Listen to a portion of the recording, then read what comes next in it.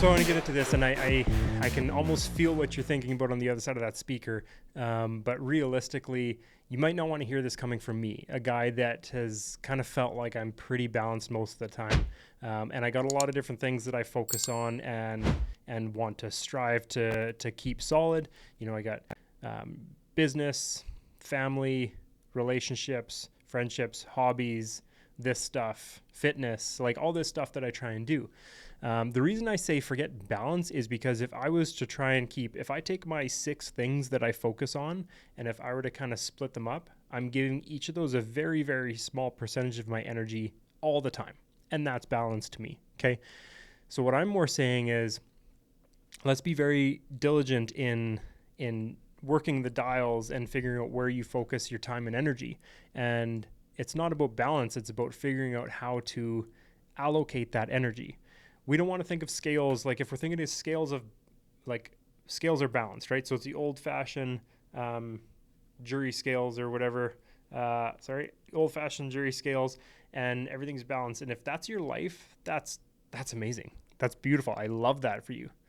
But if you're listening to this, and for myself in particular, that's not really what my life looks like, right? So if I want to grow my business, then I can't have 100% balance between all the facets of my life.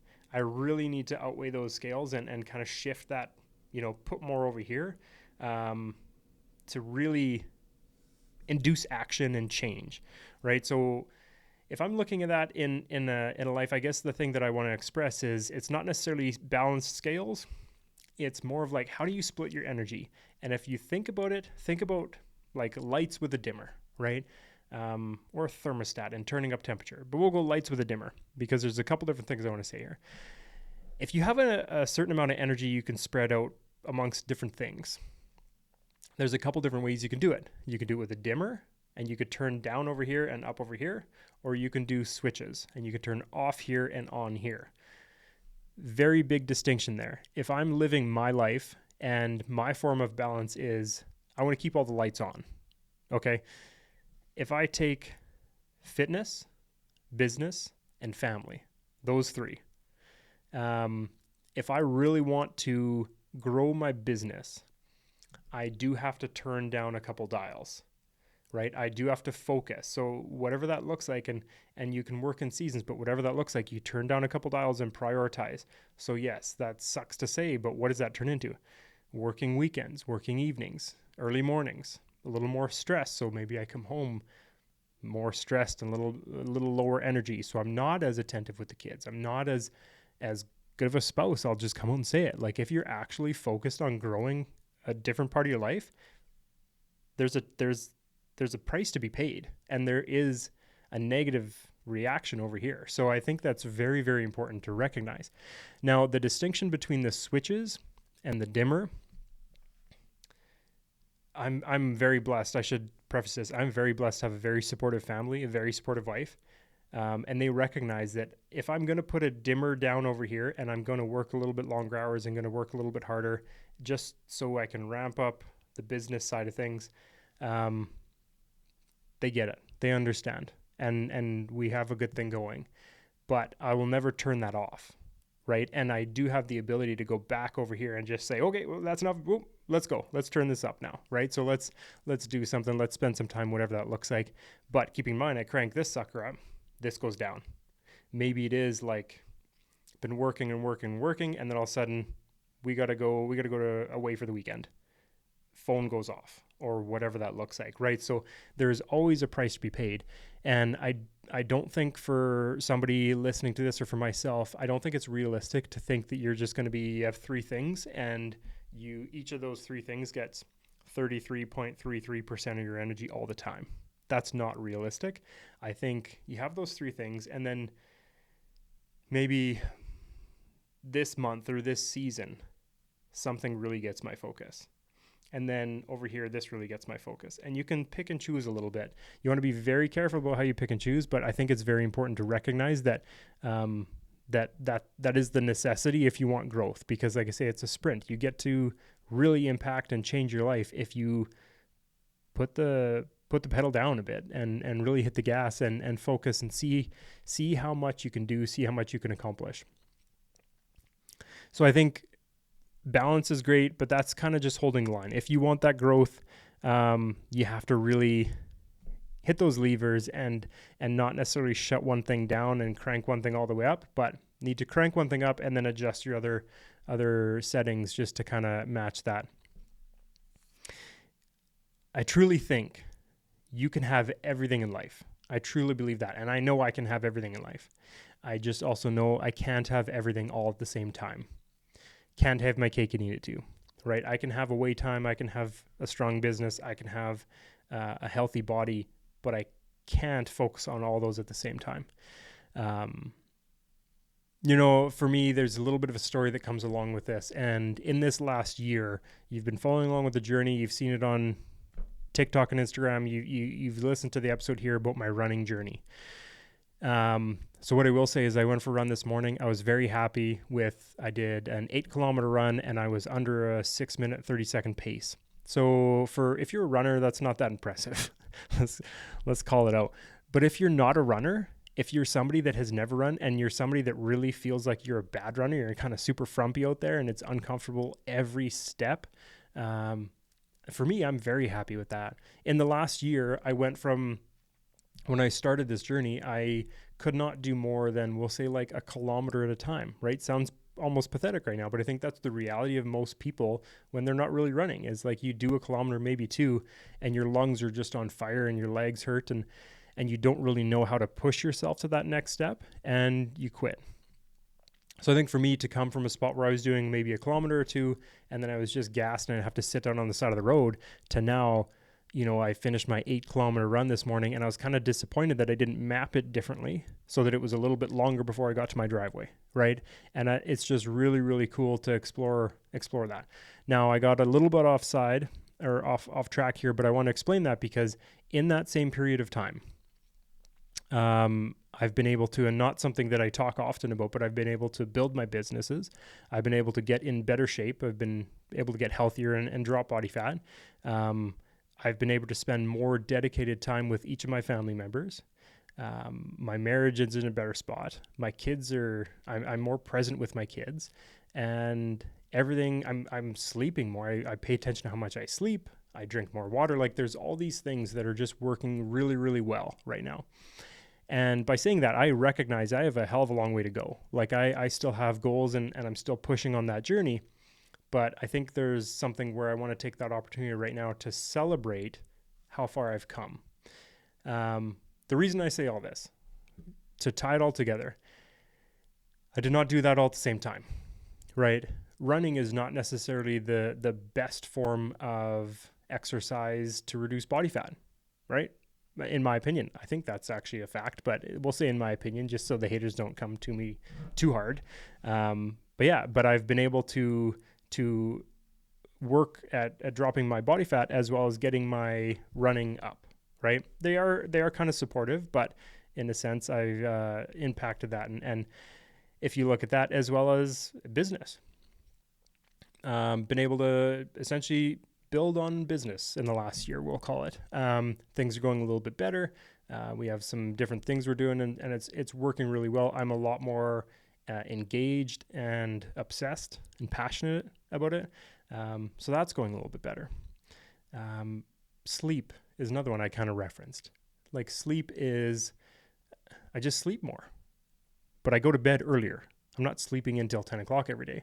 I go to bed earlier. I focus on what I eat before bed and what I'm drinking before bed and alcohol consumption and all that kind of stuff. So I sleep more. So then I feel better. So then I have more energy to do all this stuff, right? Communication is better at home. My kids, they're not on here right now, but I feel like my kids would say I'm more engaged than ever. I am more communicative than ever. So why I keep on saying all this, and I don't want to sound like I'm saying, oh, I got it all figured out, because I definitely do not. I'm just seeing the benefits of getting unbelievably obsessed with a bunch of different stuff and recognizing that, okay, if I really want to work all these levers and change all these parts of my life, when I'm home, when I'm focused on my kids' bedtime or whatever that is, or making breakfast, then breakfast is a good one because I try my very best, and It's not perfect, but I don't touch my phone while making breakfast for the kids, right? Don't do work. Don't check emails. Don't reply to texts. There's a very small part of that morning where I just don't do it. Now, if my phone blows up, I'll handle it if I have to. That's another story. But for the most part, I just make breakfast. Same thing as bedtime stories. Very rare that I don't do bedtime stories, and I just have those really dialed in. But when I get to work or when I shift my mindset to business, I'm very passionate about being focused on that. And I think every part of your life has the ability to, it doesn't all have to feel balanced, but if you feel or if you're passionate about it and you're almost obsessed with it, then it's a lot easier to focus and grow. And then, okay, I'm done over here, and turn that dial down and then crank up over here, right? Whatever that looks like.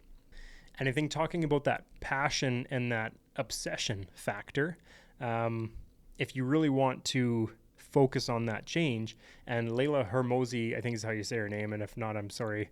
When you listen to this, Layla, I'm sorry I butchered your name.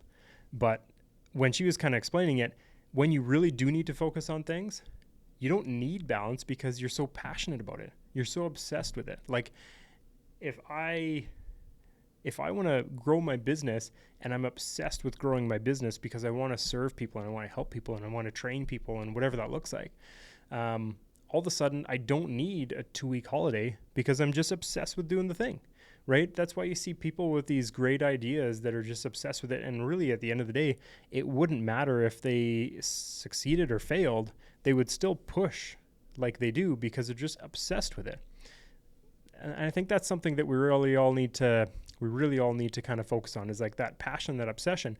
You don't need balance in the terms of like, okay, I do this for a week and then I disappear for a week and then I go talk to this person, then I talk to this person, and you just checking stuff off the list. No, be diligent and protective of your time and focus on the things that you really want to focus on. Focus on those things you get obsessed with. I've been able to have a fitness journey turnaround or whatever, work on my fitness because I've been pretty obsessed with it. Now, not unhealthily obsessed, like I track my food for a bit, and then I shut it down. If I feel like I got this dialed in, stop tracking, focus over here. And sometimes that means family time. That means McDonald's runs. That means Dairy Queen, whatever that is. And like I got ice cream at Dairy Queen for the first time in quite a while. Usually I'll go to Dairy Queen and I'll just like pick off the kids a little bit and try and avoid it.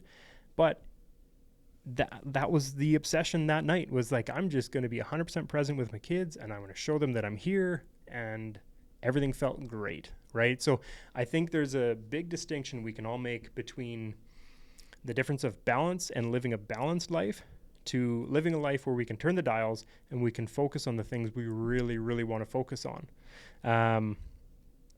But again, like there is a trade-off, right? So focusing on one thing, that ice cream with the kids, that's not a failure. That's a trade-off. That maybe put me a step back on my fitness journey, but that was a price I willingly paid, and I would pay it 100 times over. But I have to be diligent about when I pay it and how often I'm going to pay it, right? On the other side of things, right, saying no to the ice cream with the kids, that's a price I pay. And I'll take a spoonful here and that's good, but that's a price I pay by not being as connected in that situation, not just being super present in that situation because I don't want to mess up my macros or whatever that is.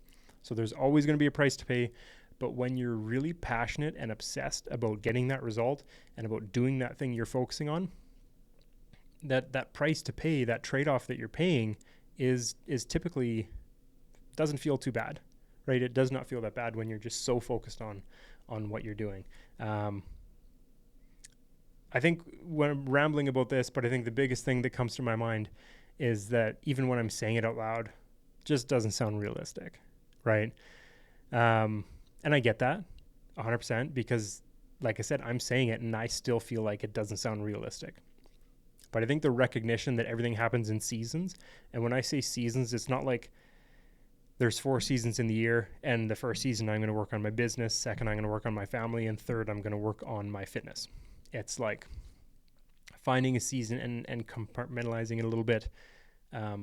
This week I'm business heavy. So then the weekend is like. And I've done this the last couple weekends. Business has been business heavy, we'll call it. And it's been good and productive and fun and passionate, and I'm obsessed with it, and it's great, and I love it. But also, I've been very guarded with my weekends because I know I don't want to turn those dials all the way off. So I really want to focus. And just understanding that sometimes it's a season is a day, sometimes a season is an hour, but you really need to just chop that up and make sure you're focusing on those seasons, because it is something that if you're just going to do all things at all times or be all things to all people at all times, it's not realistic in the long run, right? You need to be able to tweak and dial and and really focus on those things. And again, that focus comes from being just absolutely obsessed with that thing and getting those results, whatever those results are. So I've talked a few times about being passionate about something or being obsessed with something, and even just saying it just gets me kind of fired up. And I kind of want to explain that a little bit more. So passion is the fuel. Okay, passion is what keeps you going when times get tough. Passion is like the energy. Obsession is the vehicle, right? Obsession is the thing that you want to spend the fuel on, right? So that's kind of the best way for me to kind of break that down. The distinction between the two of those is passion is what makes you feel good, right? That energy that warms your heart, that just puts fire in your belly. And obsession is not being able to stop thinking about it, even when things get hard. So if I'm working an example, I'll use business as an example. So for me, a big part of my business is the brokerage, right? I'm the broker of Royal LePage. And for me, I'm very, very passionate about it. And it's something that excites me every single day. And I love helping people. I love supporting our agents, and I love supporting our community. And some of the hardest times in real estate as a broker, I don't feel that hard because I'm just very, very passionate about it. I want to do this, and I love it every single day. Sometimes it's hard to love it, but I love it every single day, and I'm fulfilled by it. The vehicle or the obsession factor is like, I'm always trying to think of how to support better. I'm always trying to find ways to do better. I'm this morning was Sunday, and I kind of zoned out on a drive thinking, what can I do? How can I do this one thing? And it's just that the obsession part is kind of natural. Well, both are kind of natural, but you put them together, and the obsession part as well as the passion, you just can't get it off your mind, right? And that could be something different for anybody. I've gone through seasons where that's fitness for me, right? And I'm just like obsessed with it. Again, a healthy obsession, but just obsessed with it. And then you get into the passion side, and you see the results in the gym. You see the results from the hard work you're putting in, and it just like, it fills your belly with fire, like just looking in the mirror or seeing the scale or just how good you feel after a meal. Like some of that stuff is just like, hell yeah, this is sweet, right? And the obsession part is like, I want to think about this all the time, and so I'm moving both of those things forward and pushing closer to my goals. So I think it's really important to have that distinction. Passion and obsession together are a very dangerous combo. And if you actually let those out of the bag a bit and actually, forget about balance and just get obsessed about something that you're passionate about, man, that's where you really see big wins come out. So I hope I see that for you. I hope you see that for yourself. I mean, I've heard all these great stories. We've talked to some people here about just having a passion, having an obsession that they're passionate about, and what that turns into for them. That's life-changing stuff. And I only hope that you can experience that like we've seen here. And like, I feel like I've seen that in some capacity for myself. But I'm always looking for more, and I think you're on that journey with me. So appreciate you joining me tonight. Have a good one. We'll talk to you soon.